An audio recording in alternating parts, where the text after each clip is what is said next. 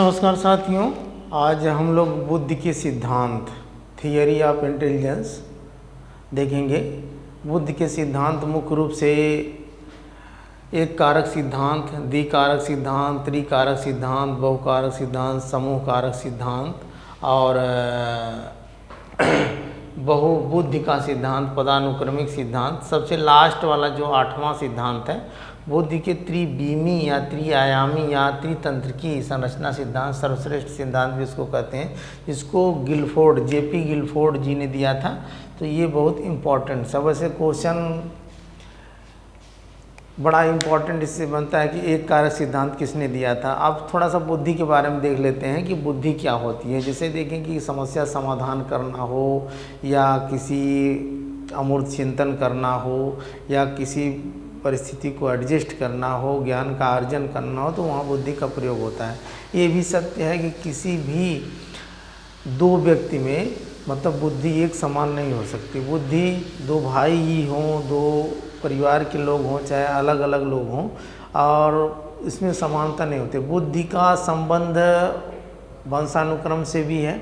वैज्ञानिक बताते हैं कि लगभग 75 से 80% जो है बुद्धि जन्मजात या वंशानुक्रम, मतलब जो पीढ़ी दर पीढ़ी उनके पूर्वजों से ट्रांसफ़र होती रहती है, और लगभग 20 से 25% बुद्धि जो है वातावरण से मिलती है।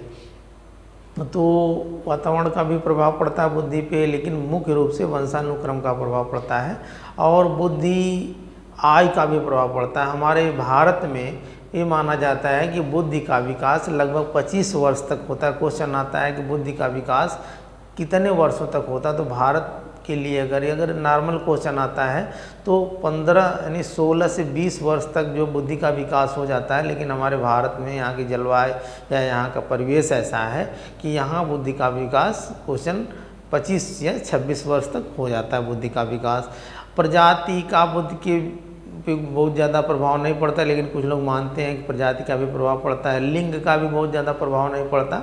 लिंग कोई भी हो, चाहे पुरुष हो महिला हो, तो बुद्धि ज़्यादा हो सकती है, कम हो सकती है। ऐसा नहीं है कि महिलाओं में बुद्धि ज़्यादा होती है, पुरुषों में कम होती। संवेगात्मक रूप से, इमोशनल रूप से महिलाएं थोड़ा ज़्यादा जो है अपने आप को एडजस्ट कर लेती हैं। और तो ये सारी चीज़ें हैं। अब देखिए कि एक छोटा सा है कि बुद्धि और ज्ञान, बुद्धि क्या है, ज्ञान क्या है, दोनों एक दूसरे से सटा हुआ है। बुद्धि एक तरीके से जन्मजात होती है, वंशानुक्रम से होती है, और ज्ञान जो है वातावरण से अर्जित होता है। बुद्धि एक प्रकार का लक्ष्य है और ज्ञान के द्वारा उसको प्राप्त किया जा सकता है ना, मतलब कि ज्ञान जो है।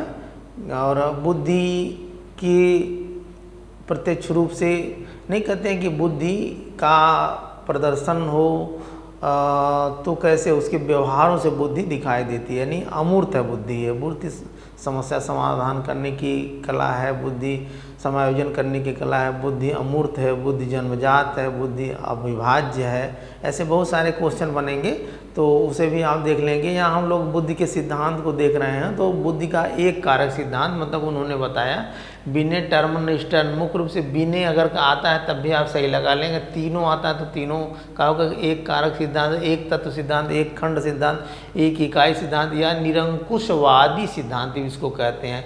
एक तत्व को सिद्धांत को बिने ने बताया था। इन्होंने बताया था कि बुद्धि को केवल जो है एक ही प्रकार की होती है, एक ही प्रकार की बुद्धि से लोग सोचते हैं।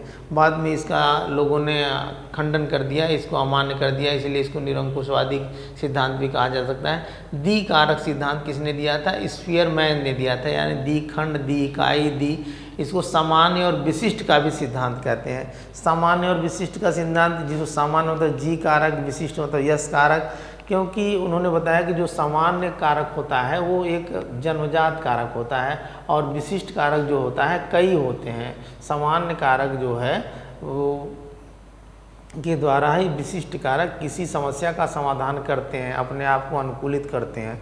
तो स्पीयरमैन ने बस यही पूछता है कि द्विकारक सिद्धांत या द्विखंड का सिद्धांत या सामान्य और विशिष्ट का सिद्धांत किसने दिया था? स्पीयरमैन ने दिया था।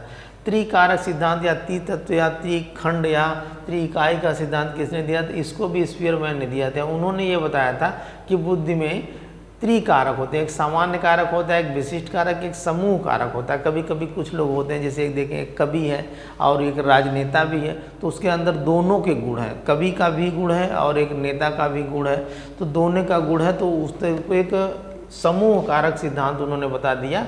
तो इस तरीके के सामान्य कारक, विशिष्ट कारक, समूह कारक सिद्धांत, बस ये एक त्रिकारक सिद्धांत किसने दिया था? स्पीयरमैन ने ही दिया था। अगला है बहुकारक सिद्धांत या बहुखंड का सिद्धांत या बालू का सिद्धांत या परमाणुवाद का सिद्धांत या अणु का सिद्धांत, इसको भी बोलते हैं। परसत्तात्मकता का भी सिद्धांत इसको बोलते हैं। थार्नाइट जी इसके प्रतिपादक हैं। इन्होंने बताया कि बुद्धि का यूज जो है, किसी समस्या हो, कोई इस तरीके की प्रॉब्लम हो, तो कई प्रकार की बुद्धि, जैसे बालू के इतने कण होते हैं किसी मकान को बनाने के लिए, एक परमाणु के कितने एटम्स होते हैं जो मिल करके अणु या यौगिक बनाते हैं, उसी प्रकार कई प्रकार की बुद्धि, एक तरीके से बहुत सारी प्रकार की बुद्धि मिल करके जो है उसको समाधान करनी। बुद्धि समूह बहुत रूप से होती, बहुत प्रकार की होती, इसीलिए इसको बालू का सिद्धांत भी कह सकता है। किसने दिया? थार्नडाइक ने दिया था। क्वेश्चन आता है बालू का सिद्धांत, बुद्धि के बालू का सिद्धांत किसने दिया था? थार्नडाइक ने दिया था। बुद्ध के परमाणुवाद का सिद्धांत किसने दिया था? थार्नडाइक ने दिया। बहुकारक सिद्धांत किसने? थार्नडाइक ने दिया था। तो इस तरीके से ये बस यही है कि इसको किसने दिया था, थोड़ा थोड़ा उसके बारे में आप जान जाएंगे तो याद रहेगा। फिर उसके बाद समूह कारक सिद्धांत किसने दिया? समूह कारक सिद्धांत थर्स्टन और केली ने दिया था। अब समूह कारक सिद्धांत में इन्होंने ये बताया था कि बुद्धि को ना तो कोई विशिष्ट कारक होता है और ना ही जो है सामान्य कारक होता है। उसमें इन्होंने बताया कुछ कारक जो होते हैं, मुख्य प्रकार 6 प्रकार के कारक होते हैं। जो ये 6 प्रकार के कारक होते हैं, इन्हीं कारकों के द्वारा ही बुद्धि सभी समस्याओं का हल करती है। बुद्धि के इतने ही प्रकार होते हैं। आंकिक मतलब आंकिक गणना करना, शाब्दिक शब्दों का प्रवाह करना, स्थानिक स्थान इस तरीके का वाक्पटुता, वर्ड फ्लुएंसी, तार्किक रीजनिंग, स्मृति मतलब याद करना। तो ये है कि समूह कारक सिद्धांत या समूह तत्व सिद्धांत या समूह खंड सिद्धांत किसने दिया था? थर्स्टन और केली ने दिया था। अगला हम देखेंगे बहुबुद्धि का सिद्धांत। बहुबुद्धि का सिद्धांत यहीं से देखेंगे जब इमोशनल बुद्धि एक तरीके से है, इमोशनल लब्धि की बात हमने बताया था आप लोगों को, तो यही गार्डनर की बहुबुद्धि सिद्धांत से ही प्रेरित होकर के बहुबुद्धि का सिद्धांत से ही जो है इमोशनल लब्धि, यानी आजकल देखेंगे कि जो एक बुद्धि लब्धि होती है और एक इमोशनल यानी संवेगात्मक लब्धि होती है। इमोशनल रूप से कितना आदमी अपने आप को एडजस्ट कर ले रहा है। आजकल के परिवेश में भागम भाग की लाइफ में लोग एडजस्ट नहीं कर पा रहे हैं और साथ ग्रस्त हो जा रहे हैं। बस उनके अंदर इमोशंस को कंट्रोल करना बहुत ज़रूरी है। जो व्यक्ति अपने इमोशंस को कंट्रोल कर लिया वो व्यक्ति सफल होने में उसको कोई रोक नहीं पाएगा। तो ये हम उन्होंने बताया था। पहले तो इन्होंने कहा बुद्धि, बहुबुद्धि को गार्डनर जी इसके प्रतिपादक है, 7 प्रकार का बताते, लेकिन बाद में इन्होंने कहा नहीं 8 प्रकार की बुद्धि होती है। भाषाई, जिसमें जो लेखक होते हैं, कवि होते हैं, पत्रकार होते हैं, वकील होते हैं, जो भाषाई बुद्धि से संबंधित है। तार्किक बुद्धि, वैज्ञानिक होते हैं, गणितज्ञ होते हैं, ये सारे जो होते हैं, इंजीनियर वगैरह होते हैं। शारीरिक बुद्धि, खिलाड़ी, नर्तकी, ये सारे जो होते हैं। संगीत वाली बुद्धि, गीतकार, वादक, आर्टिस्ट वगैरह होते हैं। ये जो आपके फिल्मी दुनिया के जो कलाकार होते हैं, नायक होते हैं, जिसको एक्ट्रेस या एक्टर्स कहते हैं, ये होते हैं। स्थानिक बुद्धि में मूर्तिकार वगैरह होते हैं जो मूर्ति वगैरह बनाते हैं। अंतःवैयक्तिक बुद्धि व्यापारी, राजनेता होते हैं। अंतर्वैयक्तिक बुद्धि साधु सन्यासी। प्राकृतिक बुद्धि किसान, जीव वैज्ञानिक, वनस्पति वैज्ञानिक। ये इतने प्रकार के उन्होंने बताया कि अलग अलग सिचुएशन जब आती है तो अलग अलग प्रकार की हमारी ये बुद्धि जा कर के उस सिचुएशन की समस्या का समाधान करते हैं। अब है पदानुक्रमिक सिद्धांत। फिलिप बर्नर ने बताया था कि बुद्धि के मुख्य रूप से कई प्रकार होते हैं, जो सामान्य बुद्धि और समूह बुद्धि, लघु बुद्धि, विशिष्ट बुद्धि। तो वो बुद्धि क्रम से चलती। इन्होंने बताया कि बुद्धि चलने का एक क्रम होता है, क्रम से चलती बुद्धि, क्रमवार चलती है, बुद्धि क्रमवार चलती है। ऐसा नहीं कि बुद्धि जो है लगातार किसी चीज़ को सोच ले, पहले उसको देखेगी तो उसमें समूह, सामान्य बुद्धि, समूह बुद्धि, लघु बुद्धि, विशिष्ट बुद्धि, इस तरीके का इसका प्रयोग होता है। तो इस सारे सबसे ज़्यादा इम्पॉर्टेंट्स आपका है त्रिविमी सिद्धांत किसने दिया था? गिलफोर्ड, जेपी गिलफोर्ड जी ने दिया था। और ये जेपी गिलफोर्ड जी ने दिया था। इसको दिया था त्रिविमी सिद्धांत, त्रिआयामी सिद्धांत, त्रितंत्र की सिद्धांत, संरचना सर्वश्रेष्ठ सिद्धांत।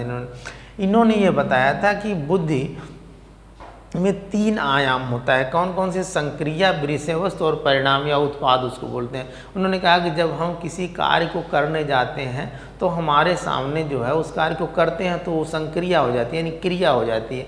फिर करने में जो असुविधा होती है वो हमारी समस्या हो जाती है, उसको विषय वस्तु इन्होंने बताया। और फिर उसके बाद जब हम कार्य को कर लेते हैं अपनी बुद्धि का प्रयोग करके तो वो परिणाम हो जाता है, वो उत्पाद हो जाता है। तो इन्होंने टोटल 120 प्रकार की बुद्धि को इन्होंने बताया। अब जो आपकी संक्रिया यानी 5 प्रकार की, विषय वस्तु 4 और परिणाम 6, इनको मल्टीप्लाई कर दिया गया है सबका, तो ये हो जाएगा आपका 120 प्रकार की बुद्धि। यहाँ आप थोड़ा सा देखेंगे कि इस तरीके का ये त्रिविमी मतलब कि एक तरीके से 3 डायमेंशनल टाइप की बुद्धि इन्होंने बताया कि बुद्धि कहीं भी कोई भी जब प्रॉब्लम होती है तो उसको सॉल्व करने के लिए इस तरीके से हमारा दिमाग त्रिविमी रूप से सोचता है। संक्रिया में संज्ञान है, स्मरण है, परंपरागत चिंतन है, गैर परंपरागत चिंतन, मूल्यांकन। अब संज्ञान का मतलब हम किसी चीज़ को समझते हैं, देखते हैं, जानते पहचानते हैं। स्मरण मतलब याद करते हैं। परंपरागत मतलब चिंतन का मतलब कि जैसे जो चली आ रही चीज़ें हैं उस हिसाब से हम उसको सोच रहे हैं हूबहू। गैर परंपरागत मतलब कि हम उस चीज़ में नवीनता ला रहे हैं। मूल्यांकन का मतलब है हम उस चीज़ का हम आकलन कर रहे हैं, उस चीज़ को असेसमेंट कर रहे हैं। ये हो गया आपका। दूसरे नंबर पे है विषय वस्तु।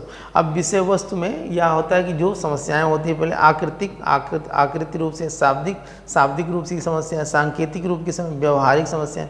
फिर इन जब ये सारी होती हैं तो जब रिजल्ट आ जाता है तो उसमें इन्होंने बताया कि जो परिणाम या उत्पाद होता है, इकाई होता है, वर्ग होता है, संबंध होता है, प्रणाली, प्रत्यावर्तन, निहितार्थ होता है।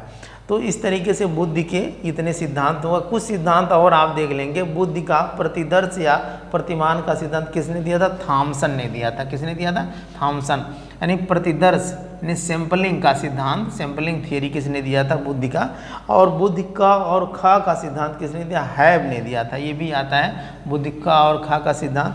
आश्चर्यजनक बुद्धि का सिद्धांत किसने दिया था? ब्लूम ने दिया था। किसने दिया था? ब्लूम ने दिया था। धारा प्रवाह बुद्धि का सिद्धांत केटल ने दिया था। किसने दिया था? केटल ने दिया था। और बुद्धि संकाय या फैकल्टी कह लें इसको, बुद्धि फैकल्टी थियरी रीड ने दिया था। तो इस तरीके से बुद्धि के सिद्धांत हो गए। बुद्धि मुख्य रूप से 3 प्रकार की होती है। देखेंगे आपके मूर्त बुद्धि, अमूर्त बुद्धि, सामाजिक बुद्धि है कि नहीं, जो दिखाई देती है, जो उसको जो अमूर्त मतलब कि जो दिखाई न दे, इस तरीके से हम केवल सोचते हैं उसको ना किसी। और सामाजिक बुद्धि मतलब कि समाज के बारे में हम सोचना, तो ये बुद्धि है। बुद्धि की बहुत सारी डिफिनीशंस भी है जो वुडवर्थ ने दिया था, गेट्स ने दिया था। इसे आप देख लेंगे, डिफिनीशंस भी आती है।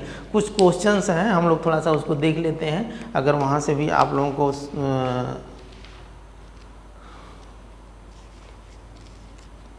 कुछ हैं सरसरी निगाह से देख लिया जाए। अगर वहाँ से लगेगा कि कुछ क्वेश्चन इस तरीके से बन रहे हैं तो अब जैसे मान लीजिए पहला क्वेश्चन, बुद्धि पहचानने एवं सीखने की शक्ति, यह कथन किसका है? माल्टन, बीने, थर्नडाइक, वेल्स। और कह रहा है बुद्धि पहचानने एवं सीखने की शक्ति है। किसने किया था? माल्टन ने किया था। दूसरा है बुद्धि की विशेषता नहीं है। अब देखेंगे कि बुद्धि सीखने की क्षमता। दूसरा बुद्धि एक जन्मजात शक्ति।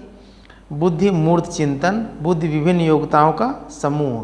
तो कह रहा है विशेषता नहीं है, नहीं बुद्धि मूर्त चिंतन। बुद्धि क्या है? अमूर्त चिंतन करती है। कौन सा चिंतन करती है? अमूर्त चिंतन करती है।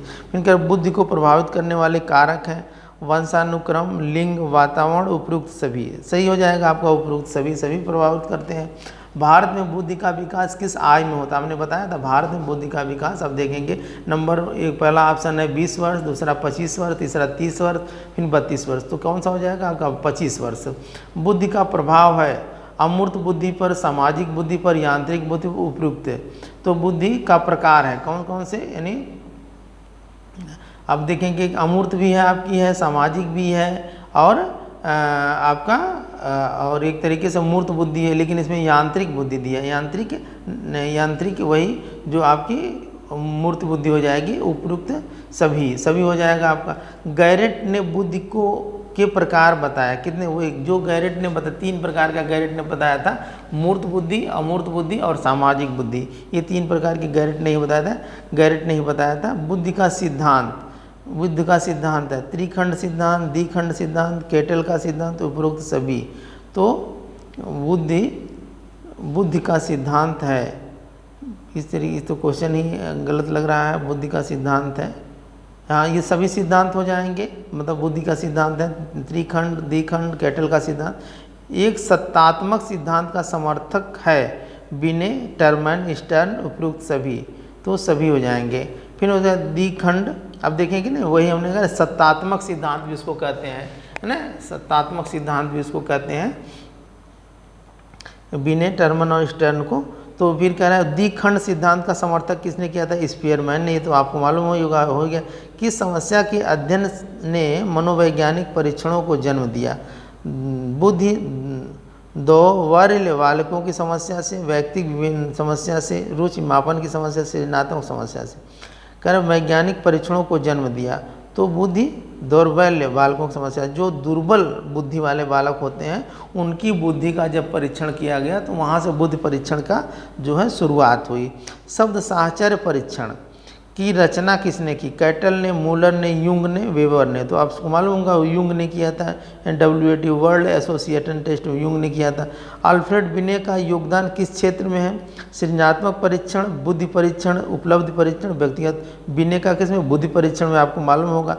मनोवैज्ञानिक बिने किस देश का था, अब किसका, आपको मालूम होगा कहाँ के रहने वाले थे, रूस के। तो इसमें ऑप्शन दिया है जर्मनी है, फ्रांस है, अमेरिका है, रूस, तो रूस सही हो जाएगा। सर्वप्रथम बुद्धि परीक्षण का निर्माण कब हुआ, आप जानते हैं बिने ने किया था 1905 में। अब ऑप्शन है 1890, 1916, 1905, 1937, तो आपका 1905 सही हो जाएगा।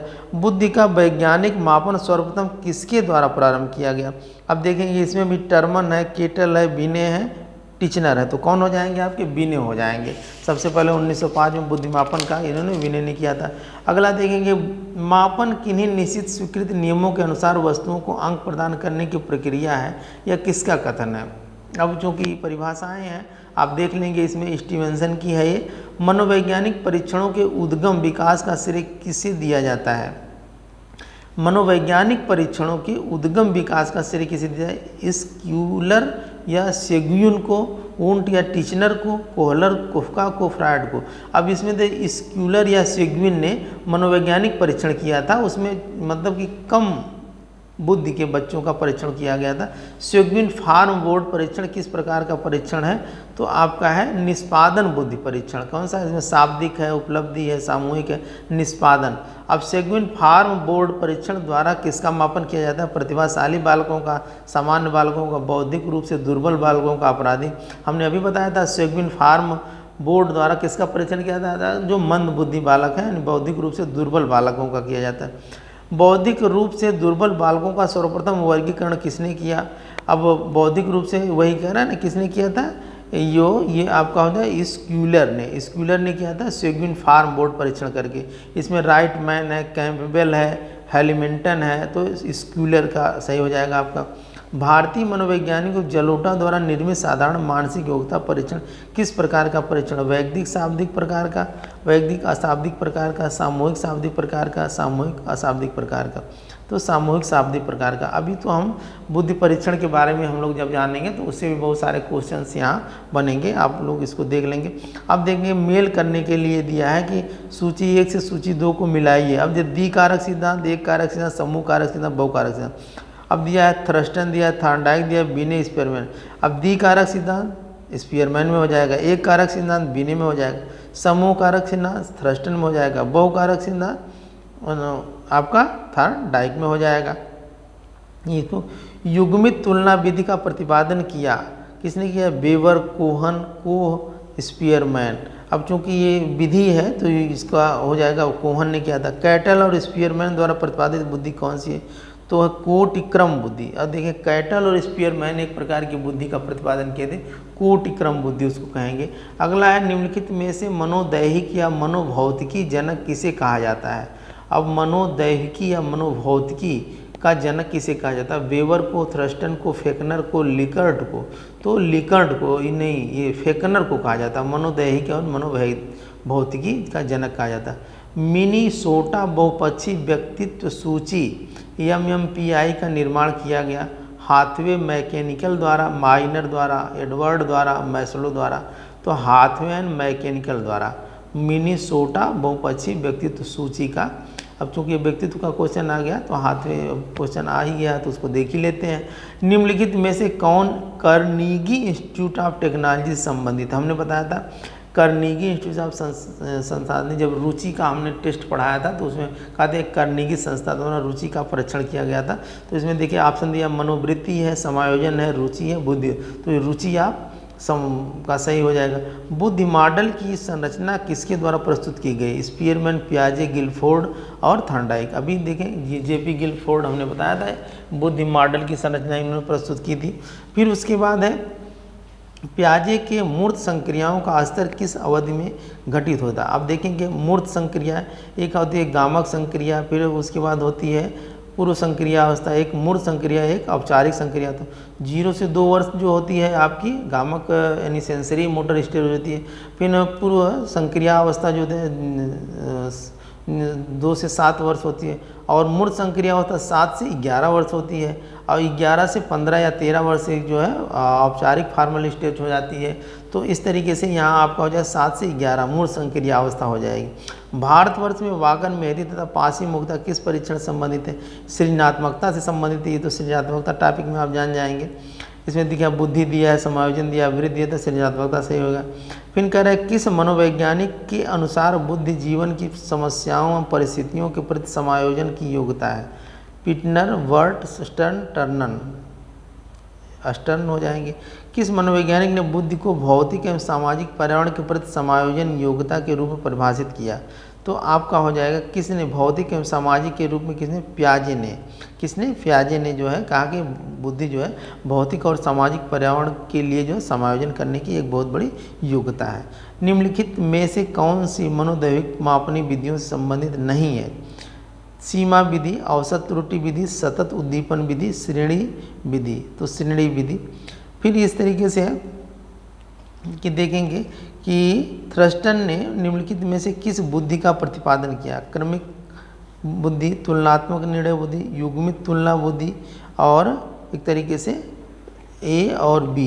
और फिर उसके बाद तो आपका हो जाएगा कौन? 2 प्रकार से थ्रस्टन ने किया था। क्रमिक बुद्धि यानी यही बताया था, ये देखेंगे तो क्रम से, और फिर उसके बाद जो है तुलनात्मक निर्णय बुद्धि। किसने बुद्धि को शीघ्र अधिगम करने एवं उसे धारण करने की योग्यता कहा? हैबर एवं फ्राइड ने किया। निम्नलिखित में से कौन सा कथन सही है? बुद्ध न्यू पर्यावरण के साथ समायोजन करने की योग्यता है, बुद्ध सीखने की योग्यता है, बुद्ध अमूर्त चिंतन करने की योग्यता, सभी हो जाएंगे। द वाला सही हो जाएगा इसका। तो इस तरीके से बहुत सारे क्वेश्चंस हैं, आप क्वेश्चंस भी देखेंगे, अपने से भी आप बहुत सारे क्वेश्चंस को बनाएंगे। अब जैसे यहीं तो देखेंगे बहुत सारे क्वेश्चन बना दे। एक कारक सिद्धांत, अगर बिने टर्मन स्टर्न आता है तो आप तीनों को मारेंगे, लेकिन अगर देगा जहाँ तो केवल अगर बिने को देगा तो बिने ही रहेंगे, अगर तीनों को देगा तो तीनों मार सकते हैं। और इसमें कि उन्होंने बताया कि इसको निरंकुश सिद्धांत भी कह सकते हैं कहा गया, क्योंकि इसमें एक ही प्रकार की बुद्धि का प्रयोग किया जाता है। इन्होंने बताया कि केवल एक ही प्रकार की बुद्धि का होती है, बुद्धि एक ही प्रकार की होती है। फिर द्विकारक स्पीयरमैन, त्रिकारक स्पीयरमैन, बहुकारक थॉर्नडाइक, फिर उसके बाद समूह कारक थर्स्टन, केली। बहुबुद्धि का सिद्धांत गार्डनर ने किया था। पदानुक्रमिक सिद्धांत फिलिप बर्नर ने। त्रिविमी JP गिलफोर्ड ने किया था। और यहाँ बुद्धि प्रतिदर्श यानी सैंपलिंग थॉमसन, का और खा हैव, आश्चर्यजनक बुद्धि ब्लूम, धारा प्रवाह केटल, और बुद्धि संकाय का सिद्धांत रीड ने किया था। तो ये इस तरीके से बुद्धि का सिद्धांत है। अब ये बुद्धि की परीक्षण के बारे में जब हम लोग जानेंगे तो वहाँ से भी बहुत सारे क्वेश्चंस बनते हैं, उसे भी आप लोग देख लीजिएगा। फिर मैं अगले टॉपिक में उसको पढ़ाऊँगा। आज के लिए इतना ही, धन्यवाद।